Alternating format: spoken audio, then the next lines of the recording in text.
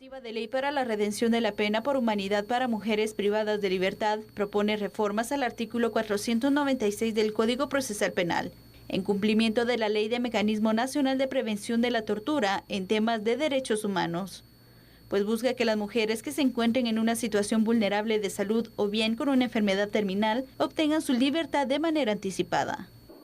Las mujeres privadas de libertad constituyen el 11% únicamente del total de personas privadas de libertad en el sistema penitenciario. Es importante que el Estado de Guatemala avance hacia estas medidas afirmativas con enfoque de género en la legislación guatemalteca.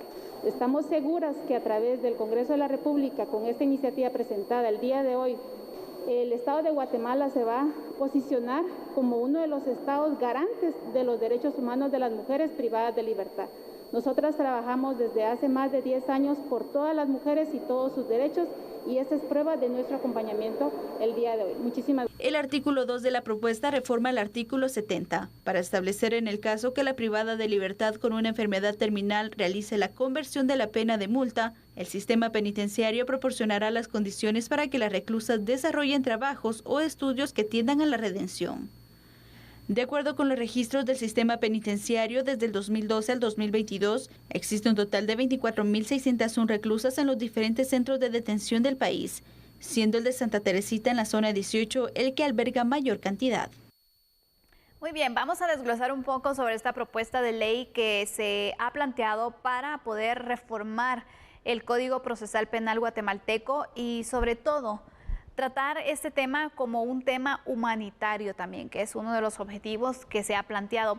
De hecho, licenciado Clavería, desde hace unos años se han planteado y se ha manejado las mesas técnicas por este tema. Yo recuerdo que se habló en su momento para dejarlo para todas las personas, es decir, no solamente las mujeres, sino que también pudieran estar los hombres, y de esta forma poder analizarlo, pero que no fuera aplicable a todos los delitos, porque esto es lo que ha ocasionado también controversia, porque algunos dicen, ¿cómo es posible que un asesino o una persona que está acusada de delitos fuertes se le pueda tener esa compasión cuando en su momento con la víctima no se tuvo? Y esto al final ha generado ciertas controversias que también es necesario poderlo analizar y ver de qué forma se podría regular esta modificación. Pues vea, yo, al igual que usted, creo que el criterio debería ser que la redención de penas por enfermedades terminales sea aplicable a todos, Y efectivamente, que se permita en aquellos delitos que no son delitos de alto impacto, porque la gente, en términos generales, no lo va a aceptar. No. Es decir, alguien que secuestró o que extorsionó y asesinó, nadie lo va a aceptar. Por eso es que yo planteo también previa la cadena perpetua, porque podemos ir solucionando los problemas. Efectivamente, creo también que esa modificación no solo puede ir al Código Procesal Penal, también tiene que ir a la Ley de Redención de Penas. Y también los jueces, que son quienes realmente tienen el control de la redención de penas por trabajo, por educación, deberían de estar invitados para plantear cuáles son las objeciones que ellos ven. Es que vea Sandy, y vean guatemaltecos, el problema es cuando no se toma o no se le da participación a los expertos. Y aquí los jueces de ejecución de la pena son los expertos, ellos entienden el tema a fondo. Y hay otros que en el sistema penitenciario, aún con lo malo que es el sistema penitenciario, entienden el tema, y que también hay que invitarlos para que puedan plantear cuáles son los pros o los contras que ellos ven, porque al final tienen la experiencia del mundo, y esas son las experiencias que hay que aprovechar para hacer una reforma consensuada y una reforma que beneficie a los internos que no hayan sido sentenciados por delitos de alto impacto. Y es que ese es el punto, que al final se tome en consideración la experiencia de cada uno de los sectores que están involucrados aquí. El sector justicia va a ser importante para que lo pueda tomar en cuenta el sistema penitenciario también. Es decir, estas mesas de trabajo tienen que ir funcionando a la medida de poder crear un proyecto de ley que sea viable y que logre esos objetivos, pero que sobre todo se tenga también el derecho de igualdad que se aplique a toda persona. Vamos a ir con unos datos porque vamos a plantear entonces cuáles son esos artículos que se busca reformar con esta propuesta de ley que se ha planteado. El artículo 496 del Código Procesal Penal es uno de los que se propone hacer la modificación que se refiere a la libertad anticipada. La dirección de establecimiento donde el condenado cumple pena privativa de libertad remitirá al juez de ejecución los informes previstos por la ley penal para los efectos pertinentes. Este es uno de los artículos. Vamos a ir a conocer el otro artículo que se está proponiendo reformar, que es el artículo 70 también del Código Procesal Penal, donde indica que se denominará sindicado, imputado, procesado o acusado a toda persona que se le señale de haber cometido un hecho delictuoso y condenado a aquel sobre quien haya recaído una sentencia condenatoria que sea firme. Esto es lo que se plantea entonces dentro de las reformas que se presentaron en esta propuesta de ley que hoy se dio a conocer en el Congreso de la República. Me llama la atención porque, por ejemplo, con el artículo que conocimos primero, que es el artículo 496 referida a la libertad anticipada, pues indica, ¿no?, que se tienen que enviar los informes, porque ¿cómo es que funciona este proceso?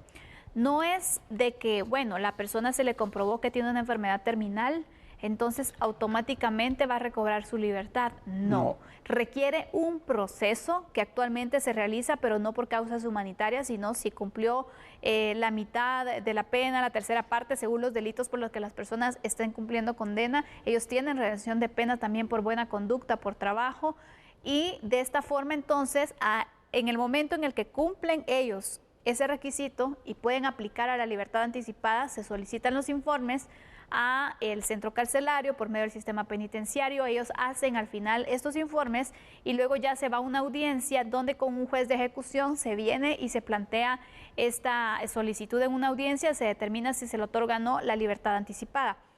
Pero si queremos que realmente sea eficaz, actualmente estos procesos se tardan. Es decir, no es tan inmediato y la persona está esperando y dice, pero ¿por qué no salgo? Pero no, hay que entender que es un proceso a veces es muy burocrático. Entonces, y los informes tienen un periodo que si usted los presenta, no le dan audiencia, se pasó el tiempo en el que tiene establecido para poder presentarse ese informe, tiene que otra vez solicitarlo. Y entonces así se van pues alargando las audiencias y el proceso para la libertad anticipada. Por eso yo le decía que también la reforma tiene que ir a la ley de redención de penas por trabajo y por educación, porque si de nada va a servir. No. Usted lo puede plantear, esa reforma en el código, esa modificación, perdón, en el Código Procesal Penal, pero si no reforma la ley, que es la ley que efectivamente revisa todo ese trámite que usted muy bien ha venido planteando, no se agiliza. Y ahí es donde está el problema. Yo creo que por eso es tan importante invitar a los señores jueces de ejecución de la pena.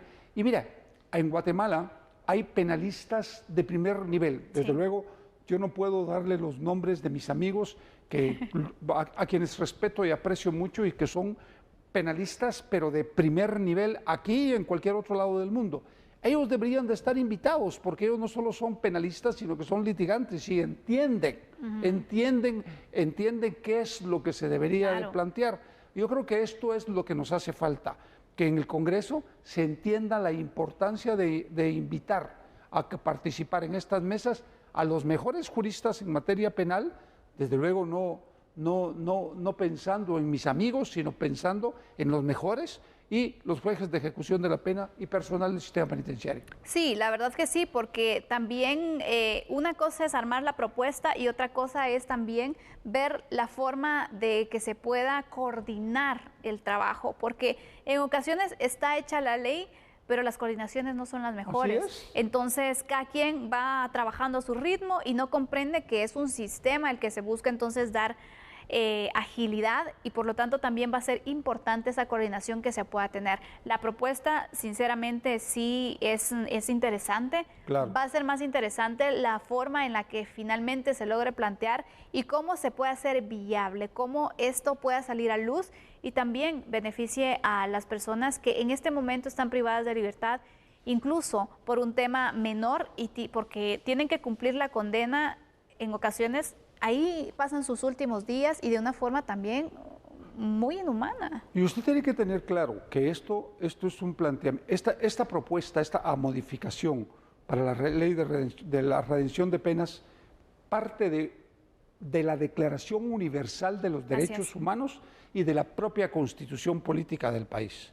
Por lo tanto, para hacerla viable, lo que necesitamos es lo que usted dice, esa coordinación y entender que es un sistema de justicia, no es un ente, es un sistema de justicia. Definitivamente. Le hemos planteado entonces los pormenores de esta propuesta de ley, donde también se plantea que se pueda imponer una multa para que la persona también recupere la libertad. Es un punto que sinceramente también sería oportuno poder revisar, porque no todas las personas tienen esos recursos y eso se podría convertir en un problema al momento entonces de dársele el beneficio. Mantendremos al tanto de cuál será el proceso que tomarán los congresistas para poder analizar esta propuesta.